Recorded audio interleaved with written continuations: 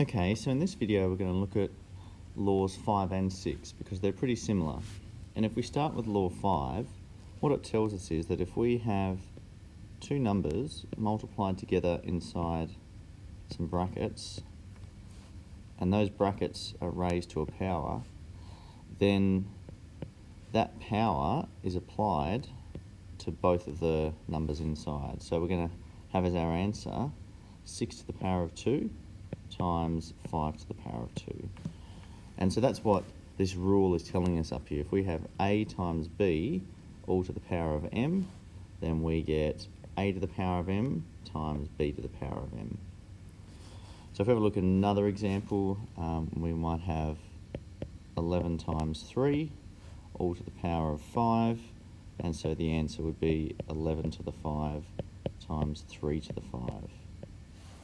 Now it can get a little bit trickier when we have some other pronumerals in there, so some variables, and let's have a look at that. So we might have 2a times p cubed q, and we'll have that all to the power of 4.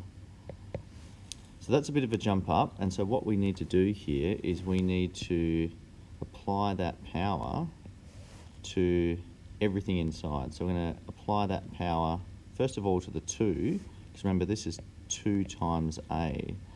So we need to do it separately to the 2 and then to the a. So we're going to have 2 to the power of 4, a to the power of 4, times, now we're going to do it to the p.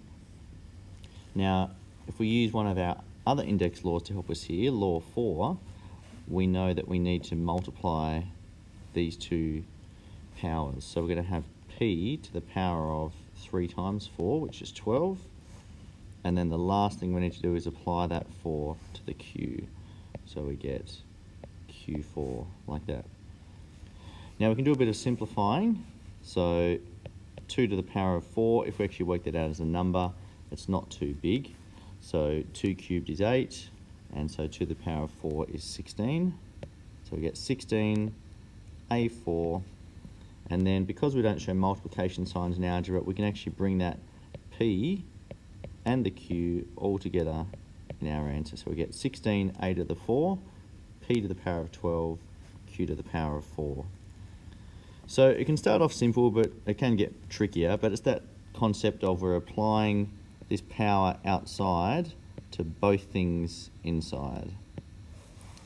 So let's have a look at law number 6, which is very similar. It's just that this is for brackets where we have a fraction or a division going on inside. So let's just change the colours there.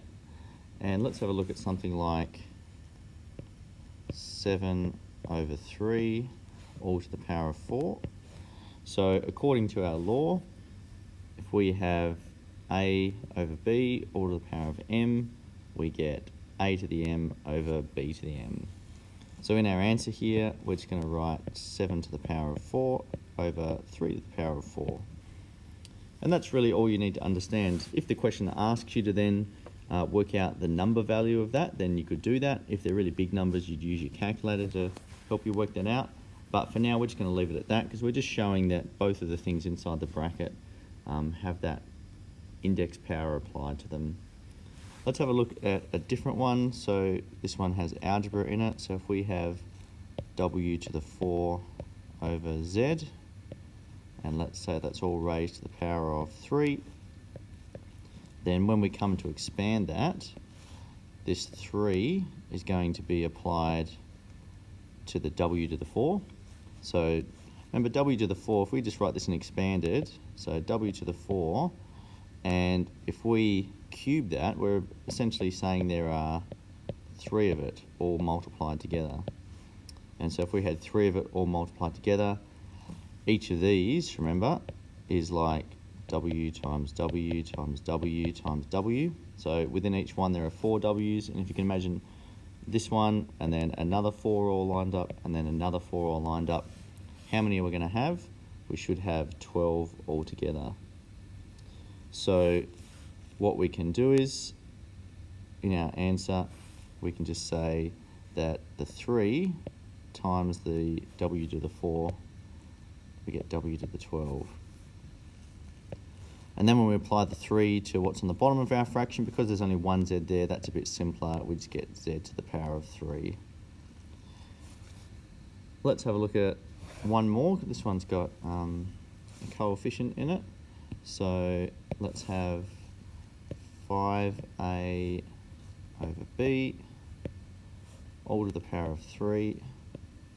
So in this example, we need to apply that index power outside of 3. We need to apply it to the 5 and then to the a. So we're going to have 5 cubed, and then we're going to have a cubed, and then we apply it to the bottom, so we're going to have b cubed, and then we can just simplify the 5 cubed, so 5 times 5 times 5, that's 125, a cubed can stay, and b cubed can stay. So that's those two laws. They're very similar. It's just about applying that index power to everything that's inside the brackets.